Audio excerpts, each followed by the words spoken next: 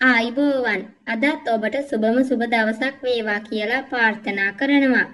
ලෝකයේ ඈත අතීතයේ වගේම මෑත කාලයේද වැඩිපුර කතා බහට ලක්වුණ මාතෘකාවක් ගැන තමයි අද වීඩියෝව තුළින් කතා කරන්න යන්නේ.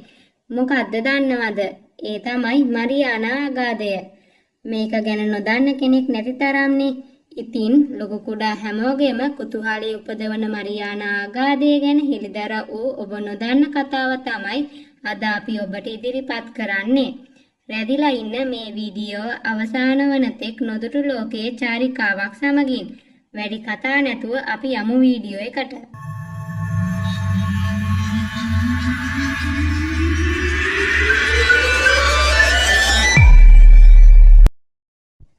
සාගරයේ ගැඹුරුම ආගාධය ලෙස හඳුන්වන මෙම මරියානා ආගාධය පිහිටා තියෙන්නේ බටහිර පැසිෆික් සාගරය තුලයි. මෙහි උපරිම ගැඹුර මීටර 10984ක් විතර වෙනවා. ඒ වගේම පළල සැතපුම් 43ක් විතර වෙනවා. මේකට නම ලැබිලා තියෙන්නේ මරියානා දූපත් නම් කිරීමෙන් පසුව කියලා තමයි කියන්නේ. විද්‍යාඥයින්ට අනුව මේ නිර්මාණය වී ඇත්තේ පෘථිවි පෘෂ්ඨය සාගර තලයෙන් ඉහළට එසවීම නිසා වෙනි. ඒ නිසා මෙම ආගාධය අර්ධ කවාකාර හෝ අඩසඳක හැඩයක් ලෙස පෙනුණු ඇතැයි තහවුරු කරගෙන තියෙනවා. මරියානා ආගාධයේ උෂ්ණත්වය ඉතා පහළ අගයක් පවතින බව තමයි කියන්නේ.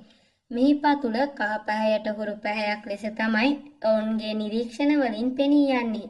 ඊට හේතුව වෙලා තියෙන්නේ දි รา පත් වූ සත්ව කොටස්, ශාක කොටස් වගේම කවච ආදිය නිරන්තරයෙන් එහි තැන්පත් වී තිබීමයි. මෙහි පුදුමයට කරුණක් වන්නේ අපි හැමෝම අහලා තියෙන ලෝකයේ උසම ස්ථානීය ලෙස හැඳින්වෙන එවරස් කන්ද මරියානා ආගාධයේ ගිල්ලුවද එම කඳු මුදුන මුහුදු මට්ටමට මීටර 2133ක් පමණ පහළින් පැවතීමයි. ඒ කියන්නේ මීටර 10984ක් පමණ ගැඹුර මරියානා ආගාධයේ උස මීටර 8848ක් විතර වන ලොව උසම කන්ද වන එවරස් කන්ද ගිල්විය හැකි බවයි. ඔබට තේරෙනවා නේද දැන් ඒකේ තරම් ගැඹුරුද කියලා. මරියානා ආගාධය අතිශයින් අදුරු දැඩි සුළඟ සහ අඩු උෂ්ණත්වය සහිත පරිසරයේ ජීවයේ තවමත් විද්‍යාඥයින්ට අභිරහසක් වී තියෙනවා. නමුත් සෑම වසරකම නව උපකරණ මගින් මරියානා ආගාධයේ ජීවය පර්යේෂණය වෙමින් පවතිනවා කියලා ඔබ දැනුවත්ද? මෙවැනි ගැඹුරු ආගාධයන් පෘථිවියේ කාබන් සයිකලයට බලපානවා කියලත් ඔවුන් සොයාගෙන තියෙනවා.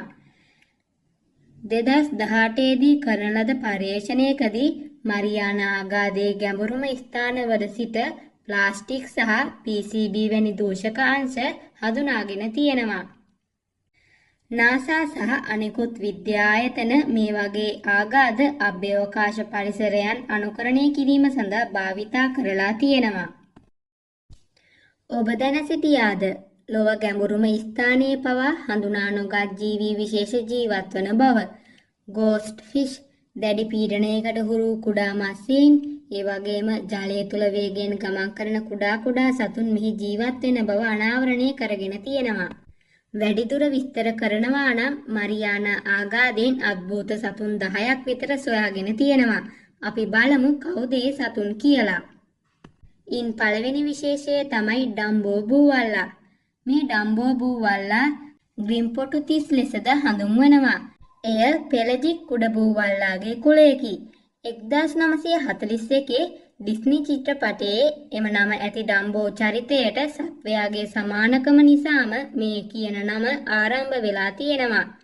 ඩම්බෝ බූවල්ලා ප්‍රථම වරට සොයාගන්නේ 1883 දී පමණ වන විටදීය. දෙවෙනි විශේෂය ෆිල්මෝරා. මෙම විශේෂය වසර මිලියන 80කට වඩා පැරණි බියකරු පෙනුමක් ඇති ගැඹුරු මුහුදේ මෝර විශේෂයකි. ඇන්ක්ලර් මාළු. මෙම මාළු විශේෂයට ගොදුරු ආකර්ෂණය කර ගැනීම සඳහා හිසෙහි කෙළවරේ දීප්තිමත් ආකර්ශනීය ආලෝකය නිසා තරමක් කැපී පෙනෙන සත්වයෙකි. මෙම සත්ත්ව විශේෂයට අසාමාන්‍ය ලෙස හැඩැති සිරුරක් සහ තියුණු දත් ඇත. මෙහි සත්ත්ව විශේෂයේ විශේෂත්වය වන්නේ පිරිමි සහ ගෑනු සතුන් යන මාසීන් දෙවර්ගයේම එක් අයෙකු බවට පත්වීමයි. දැන් අපි කතා කරන්න යන්නේ මරියානා ආගාධයේ සිදු වූ අద్භූත සිදුවීමක් ගැනය. අපි බලමු ඒ අద్භූත සිදුවීම මොකක්ද කියලා. ජාත්‍යන්තර මුහුදු විද්‍යා පර්යේෂණ කණ්ඩායමක් මරියානා අගාධය ගවේෂණය කිරීමට නවීන යාන්ත්‍රික උපකරණ සහිත විශාල සෙරිනිටිය හෙවත් පර්යේෂණ නෞකාවක් යැවීය. මේ ලෝකයේ ගැඹුරුම තැන ජීවින් ජීවත් වෙන්නේද යන්න සොයා බැලීම සඳහාය. ඊටාම ගැඹුරට ආසන්න වශයෙන් කිලෝමීටර 11,000ක් පමණ පහළට යන විට ඔවුන්ගේ උපකරණ ගිලිහෙමින් පවතින විට අසාමාන්‍ය ශබ්ද රටාවක් සෙරිනිටිය නෞකාවට ලැබුණි. එය බරපතල හදවතක් වගේ නාදයක් විය. උපකරණ ඔසවා බැලීමෙන් පසුව අඳුරු දැල් වැළසී ඇති විශාල ඇස් දෙකක් ඔවුන්ගේ කැමරාවලට හසු වී තිබුණි. කිසිදු විද්‍යාඥයෙකු හෝ මිනිසෙකු මෙවැනි සත්වයක් දැක තිබුණේ නැහැ. ඒ දිනට පසුව නෞකාවේ sannivedana පද්ධතිය සම්පූර්ණයෙන්ම අක්‍රීය විය. අලියම 3ට පමණ නෞකාවේ සිටි නිරෝගී වෛද්‍යවරයෙක් ඔවුන් එනවා. ඒ සීතල ඇස් යන වාක්‍යය සටහන් කරමින් ඔහුගේ කාමරයේ මිය ගිය බව නිල වාර්තාවල දැක්වේ. එදින සිට සෙරිනිටිය නෞකාව අතුරුදහන් විය. මාස 3කට පසු පිලිපින් මුහුදේ ලන් වී තිබුණු විදුණු නෞකා කොටසක කැමරා පටිගත කරුණු සොයාගෙන තිබුණි. එහිදී කැමරා බදවාගෙන තිබූ අවසන් මිනිත්තු දෙකෙන් විශාල සෙරිනිටිය නෞකාව අදුරු මෝහාන්තරයකින් හසුරුවමින් ගිලී ගිය බව පෙනේ. ඒ සතුව නැවත පිටු වූවෙකු කිසිවෙකු නැත. අද වන විටත් මරියානා ආගාධය අභිරහසක්. මෙගලොඩන් විශේෂය ජීවිතයේ තවත් විශාල සත්ව විශේෂයක්ද මේ අතරින් ජීවත් වෙන්නක් දැයි කිව නොහැක. මේ වගේ නොදුටු ලෝකයේ පුදුම දේවල් ගැන සරලව විස්තර කරන වීඩියෝ අපි ඉදිරියටත් ඔබ වෙතට අරගෙන එනවා. දැන්ම අපිව සබ්ස්ක්‍රයිබ් කරලා තියාගන්න. ඔබට සුබ දවසක්.